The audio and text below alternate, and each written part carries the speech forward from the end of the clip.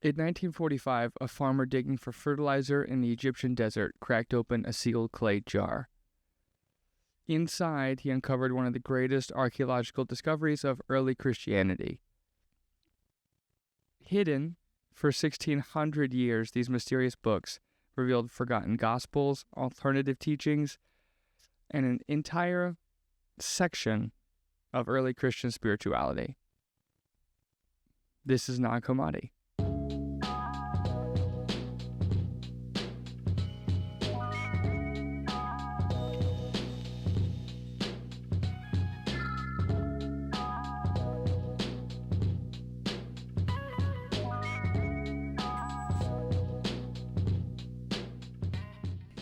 Hey guys, it took me a couple times to get that done, but I just realized today on release day is my birthday. Yay! So, together, we're going to go through Nag Hammadi. Again, one of my favorite topics, just because it opens up a new realm to someone who, like me in this case, grew up in a Christian household. And so it really just kind of like blew my mind when I found out about it. So, having a little birthday sipperoo.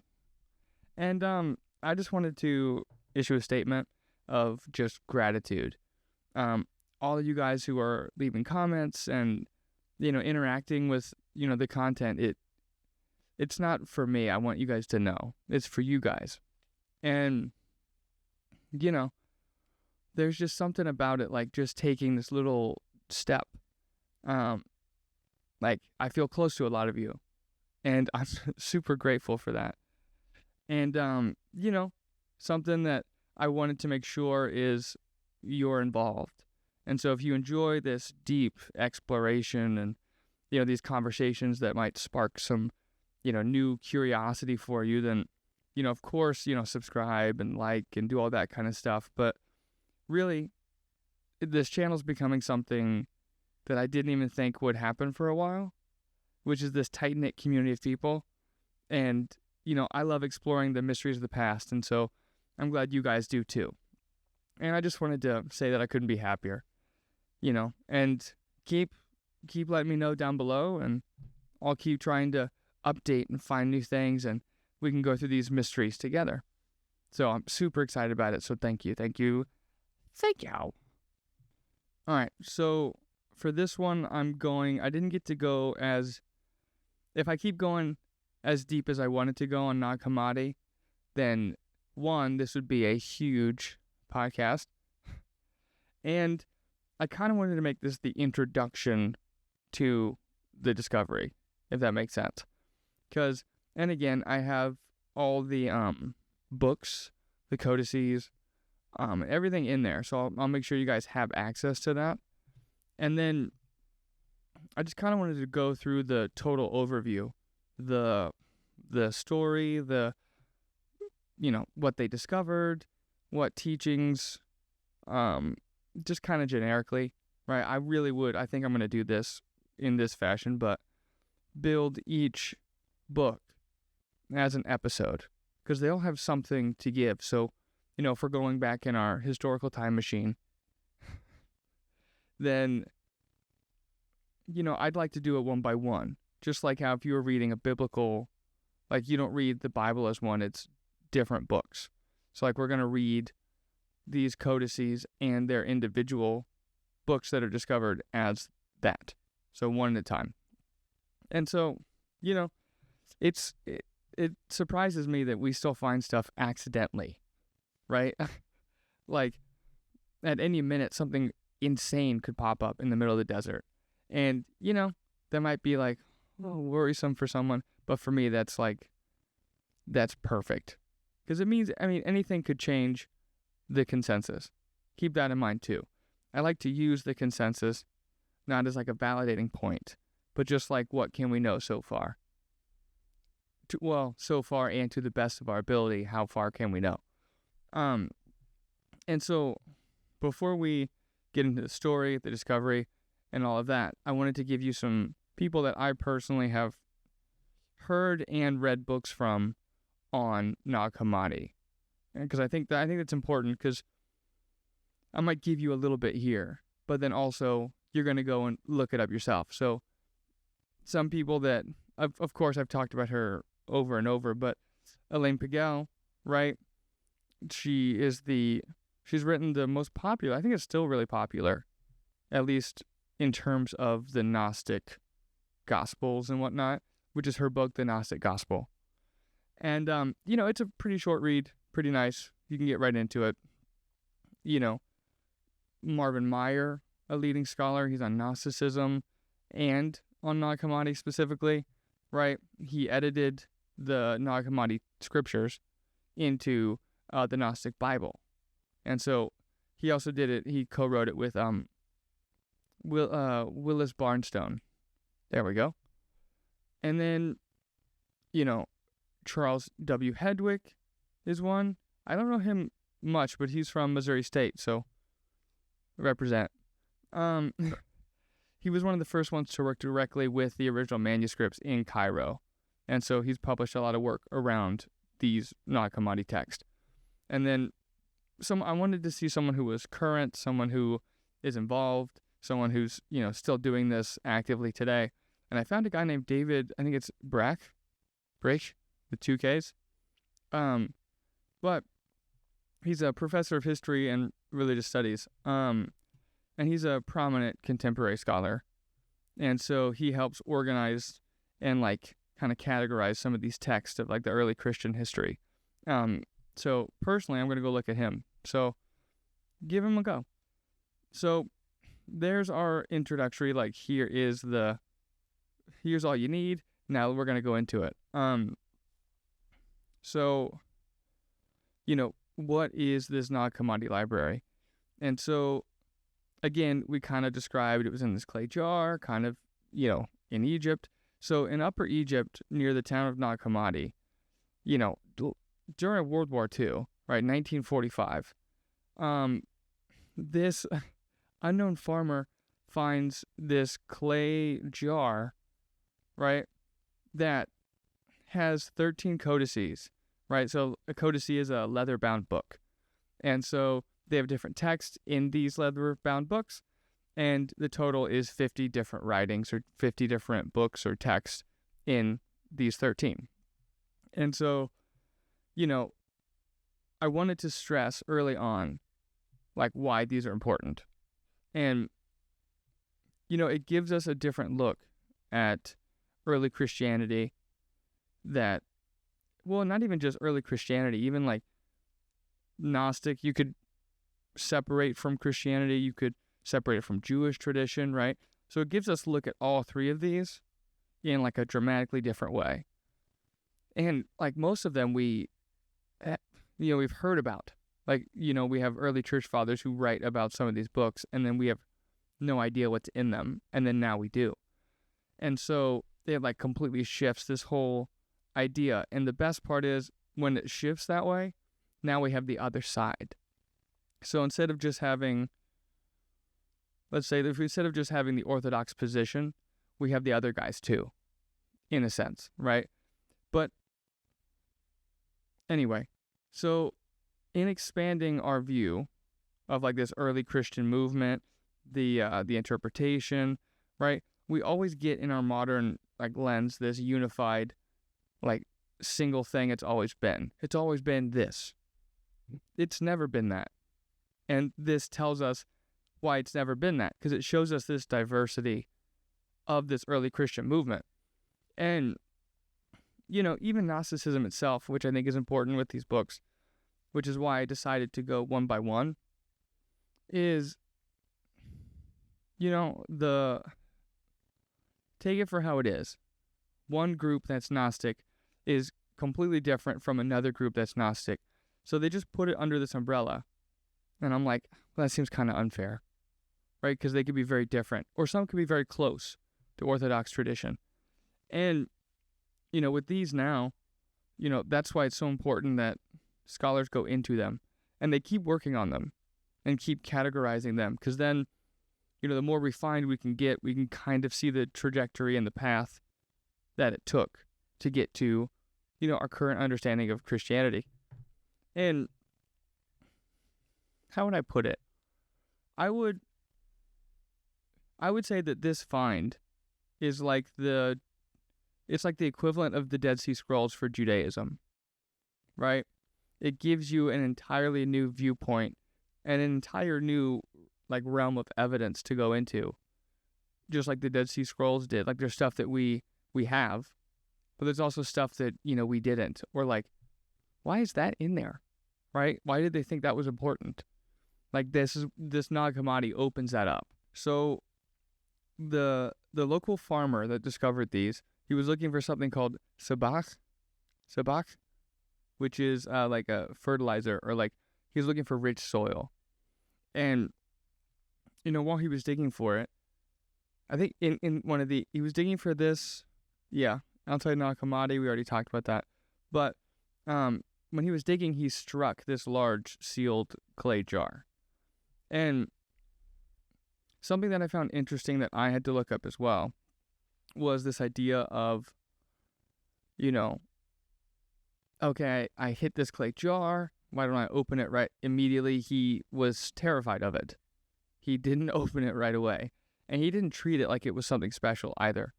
He wasn't like, oh, this is a huge discovery. Most don't. Most are just like, oh, this might be something bad. And so when I read that he feared opening it because like local tradition and there's like local spirits were part of this folklore. And that folklore is something called the jinn. And so I wanted to be clear on the jinn, this idea. And so, again, there's two areas, right? So one of them is the Egyptian side, and then the other one is the Islam tradition. And so if we go to the Egyptian one, again, I didn't know that they were different, which is interesting, because I knew about the jinn, kind of with that, that I've been saying it earlier, like the angle of the genie, right? Like I just imagine Will Smith popping out and he's blue, just like this blue light on me. But in ancient Egyptian, the jinn were believed to take the form of wild animals. This was particularly snakes. Interesting. Also, crocodiles were common, monkeys as well. But they also could be human-like figures with black bodies, which also gave me like it sounds like the Watchers from Book of Enoch. But in ancient Egypt, they were often seen as these like malevolent beings. They could cause disease, insanity, epilepsy, and like their sorcerers, practitioners, could use them in ways to like inflict nightmares or harm people or harm, livestock, that kind of a thing. And so the idea for the jinn in ancient Egyptian culture is to inhabit both the earthly world and then the other world, the spirit world. And with some of these jinn could, be associated with birds of the sky. So like keep your guard up. They could be anywhere. They could be that. They could be, which upon reading that, it reminds me of the funny conspiracy of, birds aren't real, right? Like, right? Is that one a camera? Right? It gives me that vibe. And so the one that develops later is the Islamic tradition, right? Where these jinn are created from this smokeless fire. So when you get the genies that come out of the bottle and it's smoke, like that's the smokeless fire. And they're completely separate from human beings.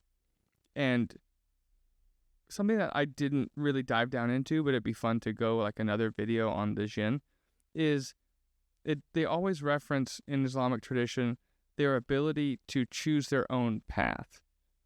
And it's always like butt up against like being separate from human beings because they can pick their own path. And I wonder what little key in there is saying, like, to me it sounds like they get to pick their own path, but we don't.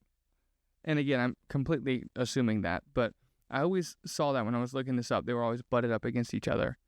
And so, in Islamic tradition, they're typically invisible. They can also change shape, right? But they can appear in this human form. They're subject to death, which I thought was interesting, but they have long lifespans. which also isn't so different from, Book of Enoch's Watchers. And, where they reside is this hidden world. Well, yeah, we can go this angle. They're believed to live in this hidden world, but they can reside in, like, special places, like, River Jin, ruins, maybe wells. And then I thought it was interesting that even it said latrines, like the bathroom.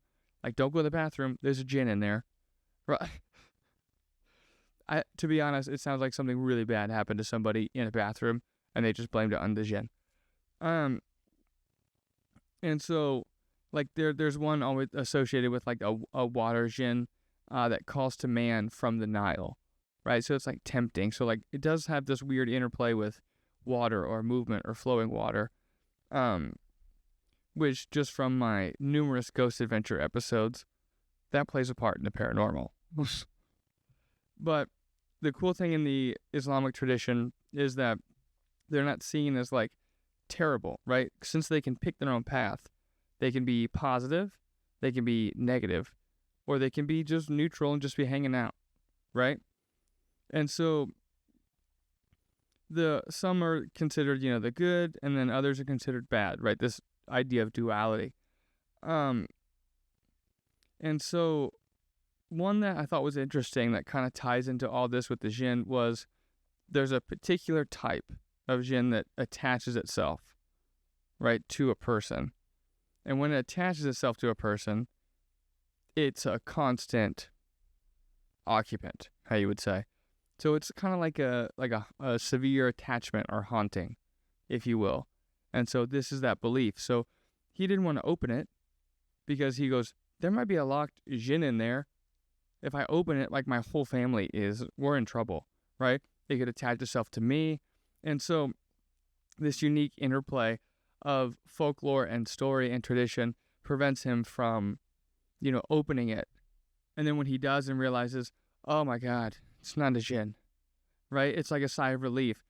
But then when they take them home, they don't treat them like anything. They're like, oh, thank God.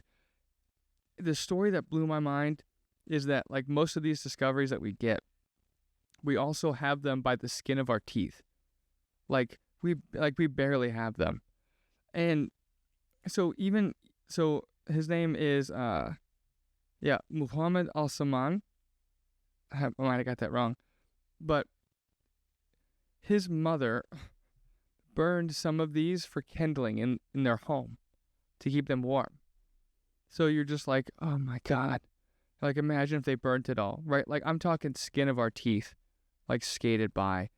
And sometimes that's just, the more I look back, like, even the Gospel of Judas, that's a fun one. If you ever want to go there, I would like to. I've read, again, Bart Ehrman's and Elaine Pigel's research and their readings on, they were the first ones to, like, get their hands on this book. But the story of that is just bonkers. Like, that one is literally the skin of our teeth.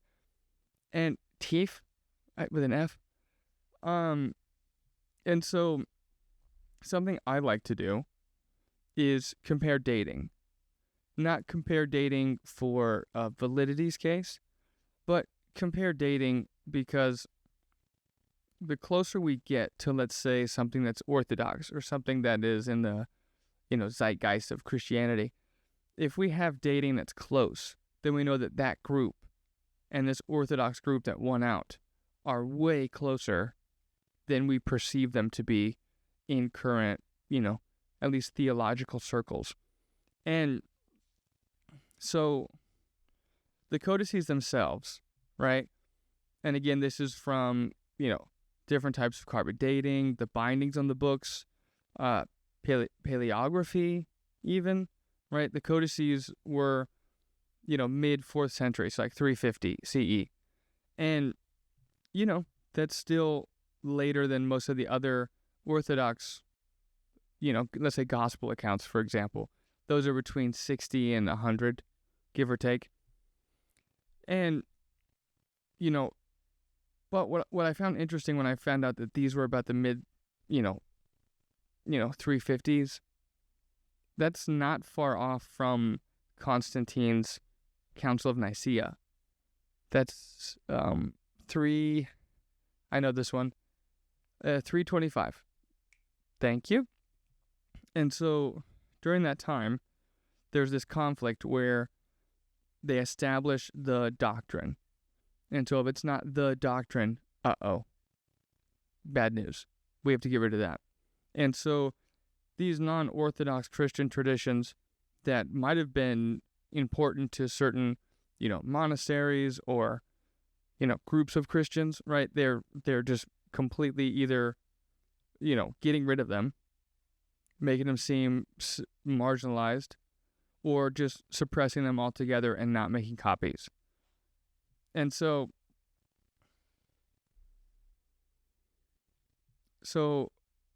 based upon that, and where, this vessel itself was found, right?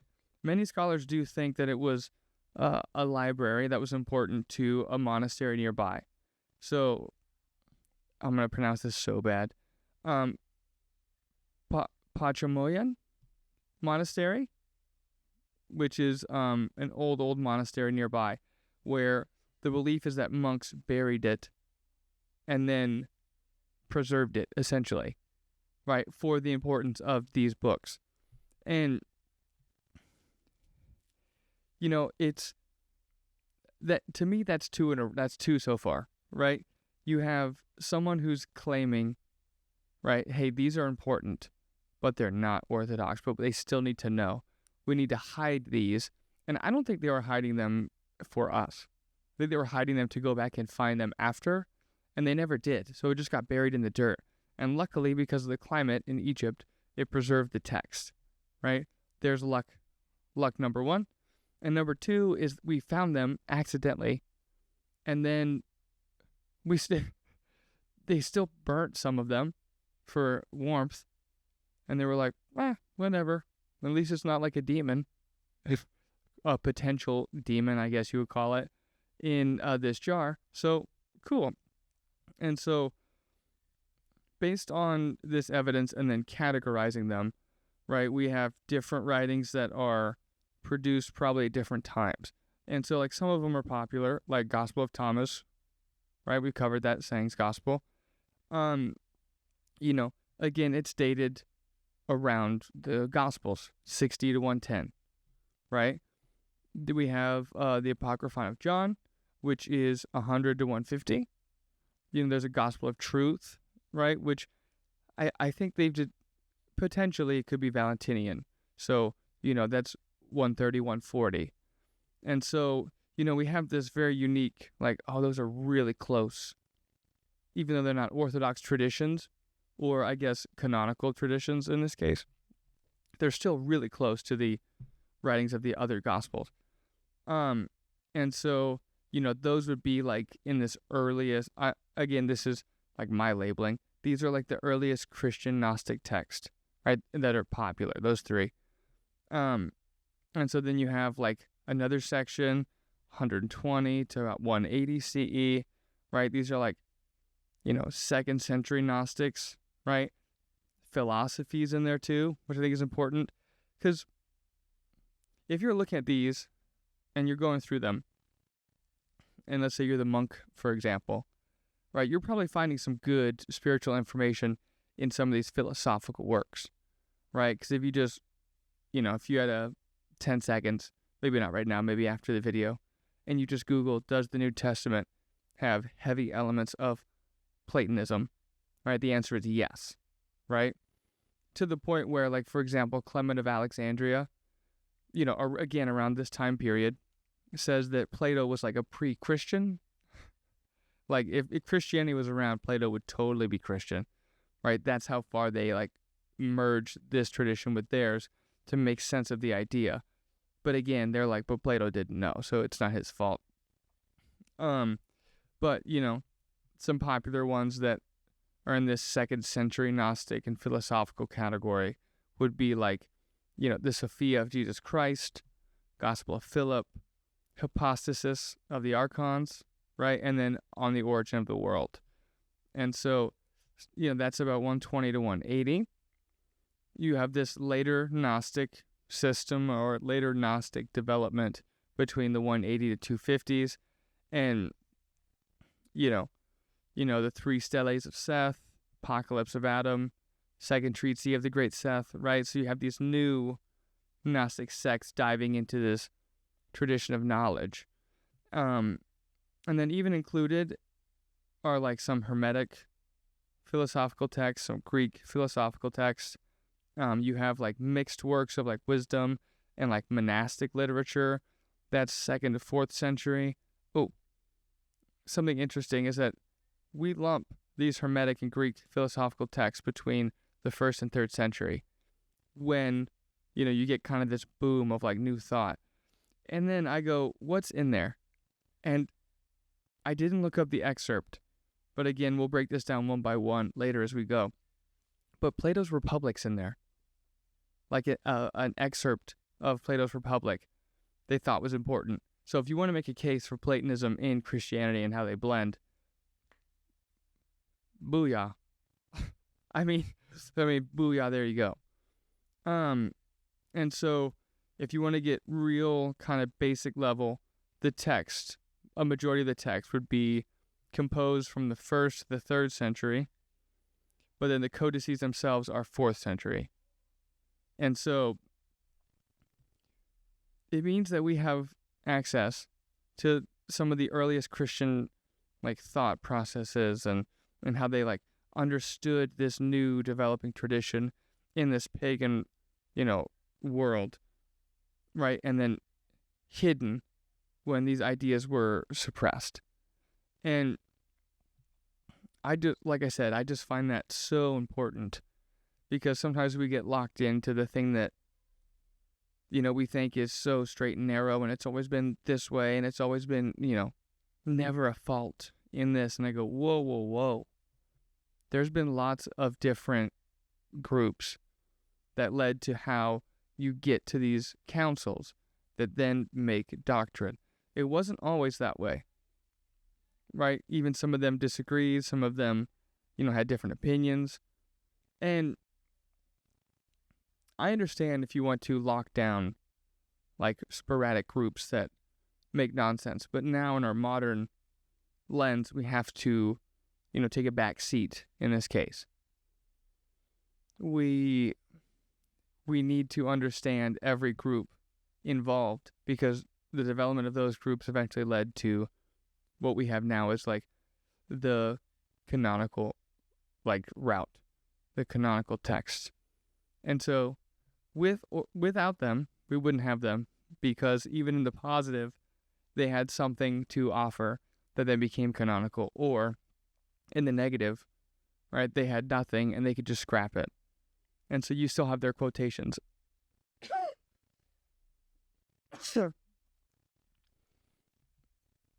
Excuse me. Anyway, so I just found it really interesting that it was hidden deliberately by someone who was studying these things and studying them openly to get to like truth, to get to source. I think that's what we're doing here too, right? We're trying to get to the author, the person, the historical time period to really look at it and get that full scope of what it meant to create something that has lasted so long. And, there's a common thread that I keep seeing with people calling things heretical or heresy or this or that. But like the example that keeps coming to mind is like we wouldn't have Paul's letters without Marcion, right? Like without Marcion preserving those letters,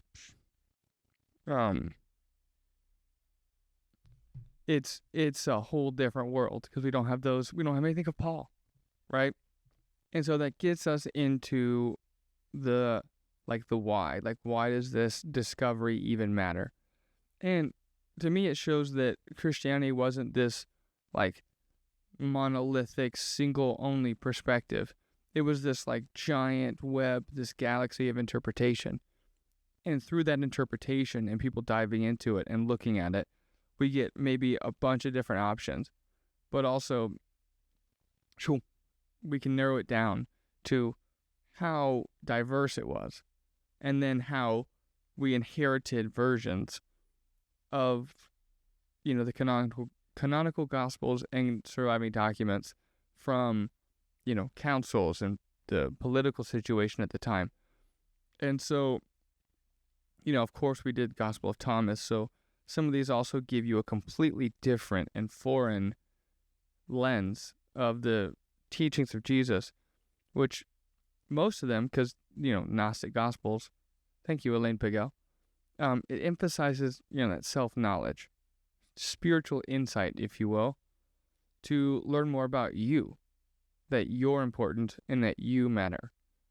Not that, not the current system we get where if you do this such bad stuff, you're going to go to hell, right? It goes, hold on, but you have to understand, let's say that was in there. I don't know. Let's say that idea is in there. The important part is knowing yourself, right? Self-knowledge, because then you know the spirit that's in you. And so then you can make an informed decision on heaven or hell. And there's this fun, idea of, okay, I've never actually looked this up. Maybe I'm making it up. I swear I've heard it somewhere, but it's the idea that hell isn't a place. Hell is where the soul itself, completely free of the body, gets to assess how you did, how the soul did in this vessel. And so it's unbiased, it's honest, it's a piece of the one of God himself that has reign to judge, if, judge yea or nay, right? And, I think these texts kind of bridge all that together. They bridge this, canonical develops Christianity with this mystical Christian doctrine, and they also bring in philosophy and myth, and they kind of put it all together, and they give you this deep, esoteric, channel to walk through, this esoteric channel. And, like I told you before, some of these things, the stories themselves, we just have them by the skin of our teeth. Barely have them by the skin of our teeth. And,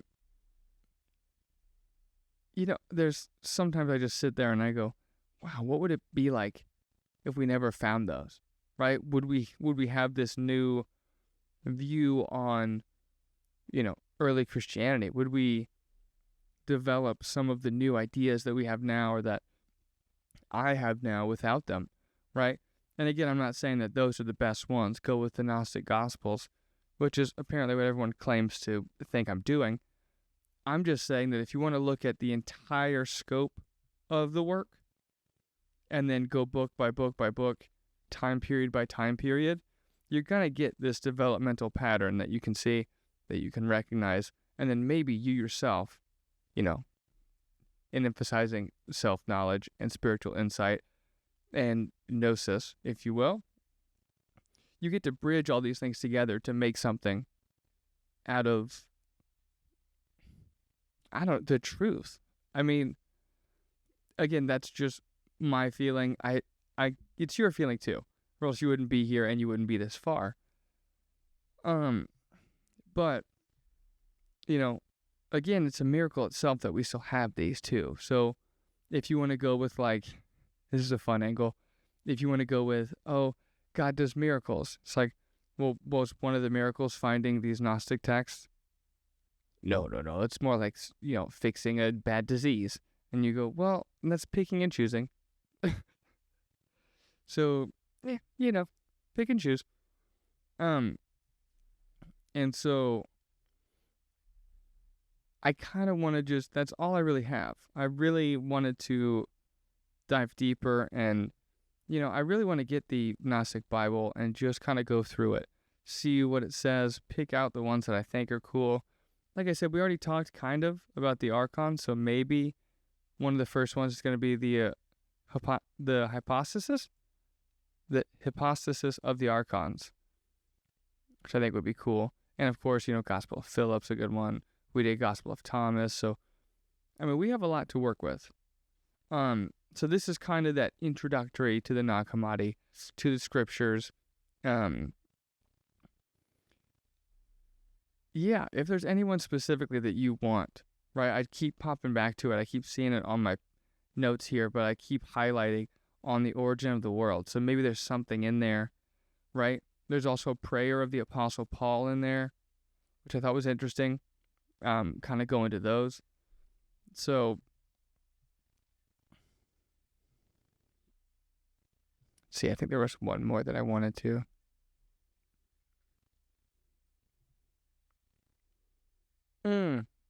We're definitely doing this one. The Apocalypse of Peter. Imagine Revelations, right? The Apocalypse of John, and then ramp it up times 100 with vivid detail. That's Apocalypse of Peter. That one, interesting read. Also, it was a toss-up. I don't know, do we do Apocalypse of John or Apocalypse of Peter? And I think they didn't do Peter because it was too terrifying, too scary. So they went with the one that was more, kind of, you can, not so tangible, not so specific, and more kind of ebb and flow is what I'm feeling right now. You can kind of read that into this, but you don't have to. You can do this. It's not so specific, and it has that, apocalyptic jargon that kind of makes it like, you kind of get through it mind-numbingly going, I don't really understand what that means. But if you were there at that time period, you would definitely know what it means in that apocalyptic writing. So those are some of the things that I really want to do, and some of the things that are coming up. Yeah, that's it. So there's your introduction to the Nag Hammadi Library. Thank you for being here for my birthday. Yeah, I'm just really grateful, happy, and excited that we can do this together. So I'll see you on a fun Sunday for the new speculation. I think we're going to do theurgy. Theurgical teachings, right? Let me check. Let's see, what do I have here? Got it, yeah. Theurgy, right? I put it on for Sunday, right? Going through ideas of how people perform divine work through rituals, practices, and connect in different ways with the influence of divine powers, whether it's, philosophical, religious, right? It's kind of associated with, like, kind of a later Neoplatonist idea, and also, like, the origins of, like, Chaldeans, right? Like the oracles of Chaldea. And, the aim, just like all of us, right? Try to be the best version of us, try to purify the soul to be the best version of it, and then understand, like, a new method of, how does God work? How does he act? How do these supernatural powers act in our world? And how do we understand those? And I thought theurgy would be a good one to go into. And we kind of run through the gambit on, like, fun speculation. So I'll see you on Sunday. Thank you guys. I appreciate it. Have a good night.